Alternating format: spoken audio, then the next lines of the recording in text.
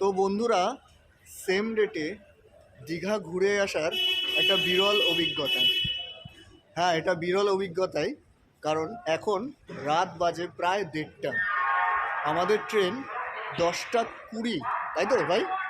10:20-তে ঢোকার কথা ছিল। সেই ট্রেন প্রায় 1:30 নাগাদ ঢুকছে, বা ঢুকেছে বলতে পারো। আমরা এখন প্ল্যাটফর্ম দিয়ে হেঁটে যাচ্ছি।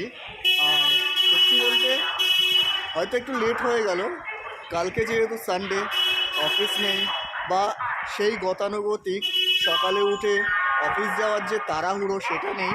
তো সেটা ভেবে একটুখানি ভালো লাগছে। আর এরকম ফাঁকা ফাঁকা হাওড়া স্টেশন দেখতে সত্যি খুব ভালোই লাগছে, কারণ এই জিনিসগুলো ঘুরতে গেলে একমাত্র তুমি দেখতে পাবে। আর এই জিনিসগুলো দেখার মানেই হচ্ছে তুমি বাড়ির বাইরে আছো, আর বাড়ির বাইরে বাঙালি থাকা মানেই হচ্ছে তার মনের মধ্যে একটা ঘুরু ঘুরু ব্যাপার থাকে। তো আজকে এই পর্যন্তই। আবার দেখা হচ্ছে নতুন একটা জায়গায়, নতুন একটা জায়গার সন্ধানে। চলো তাহলে আজ টাটা।